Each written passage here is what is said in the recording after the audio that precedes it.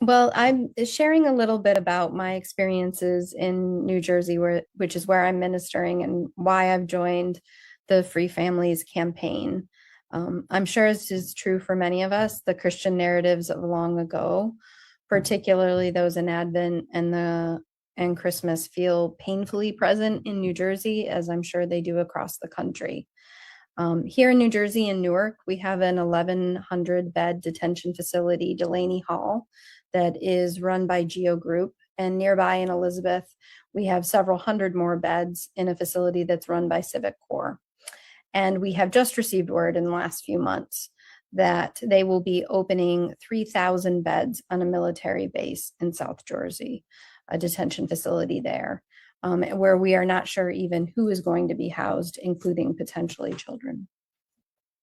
Parents, grandparents, teenagers just barely 18, spouses are all being held in New Jersey and detained in inhumane conditions.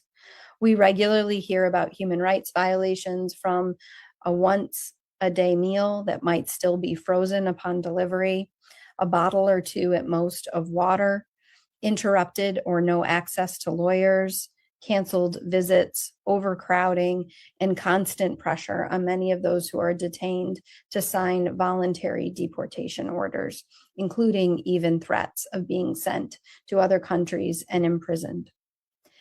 At Delaney Hall, we are seeing people of faith show up during this crisis, some to support and staff a resource tent with everything from coats and hand warmers to pizza and donuts for the families who come and have to wait hours, sometimes up to 4 hours, outside in the freezing cold. They are often not allowed to bring their coats into the facility. And so we also are able to hold clothing that they're not able to take in with them. Support organizations like Cosecha that we partner with, and First Friends and Resistencia, are out there coordinating legal support, rides, as well as hotel rooms. We have people who drive sometimes from Georgia to see a loved one, only to hear that their visit is suddenly canceled without cause. There are vigils too, like the 7 a.m. one that is largely led by Catholics who pray and sing every Sunday morning at 7 a.m., reminding us of the humanity of those behind the gates, calling out the names, calling us all to remember. And there are faith leaders like myself who do a range of things. Sometimes we help children go in and visit a parent because they do not have any family members who can accompany those children to visit their parents who are not also at risk of being detained. There are pastoral visits we make. This coming week, I have a wedding to officiate inside, and we pray with families while they are waiting outside to go in for a visit. We also provide support for families who are impacted by the many raids. Just recently, we had a dinner with over 41 families who had a loved one who was detained in a recent raid here, and still we're trying to find where they had all been taken. And I know that New Jersey is like so many other places beloved in the country, where we are called to live into our faith in increasingly clear, risky, and committed ways. And that's why I was eager to join the Free Families campaign of our national coalition to end family and child detention, because I saw how we could gather resources from across the country, connecting faith leaders, and how the demand would be strengthened if we could gather together with moral clarity to say that we are calling to free all families and end family and child detention. I am aware as well that this system goes long before Delaney Hall was even built, to companies like Geo Group, who are fueling and making profit off of mass incarceration. And so I see this as a cry for moral clarity. And sometimes this work, as you each know, in this ministry, is one of isolation and burnout.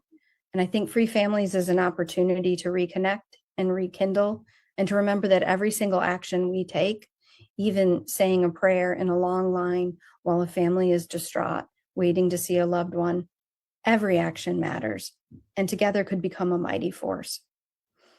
Just a few months ago, I was asked to accompany two little girls to go and see their dad, who is about to sign a voluntary deportation order, and it was going to be their last visit with him. Their mom was at risk of being detained, and they have no other family here in New Jersey, and they thought that someone with a collar might have a better chance of being able to have the children visit. I had just done a protest at Delaney Hall, where those same ICE agents had been kicking and shoving and moving us around. And I have to say, when I was asked to accompany these little girls, I was not the pillar of moral courage.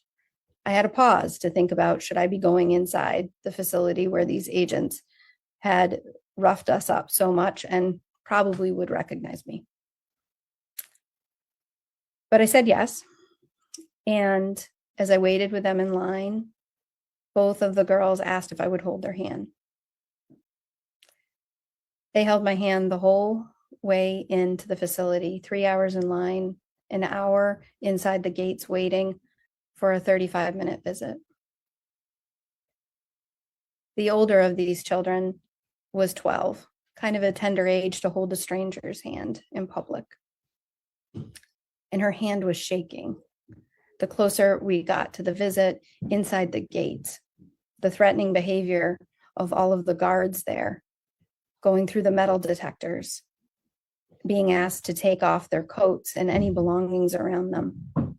Even the small little stuffed animal that they had brought to bring comfort had to be left in a locked case. And I realized in that moment, holding this 12-year-old and her little sister's hand, who was 5, the courage they had to say yes, that they wanted to see their dad.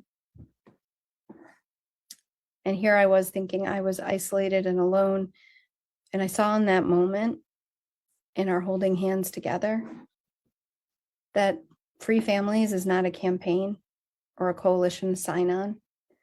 Instead, it's an invitation across this country to say a deep yes in this Advent season, and to be reminded that we can midwife a force of love and justice together.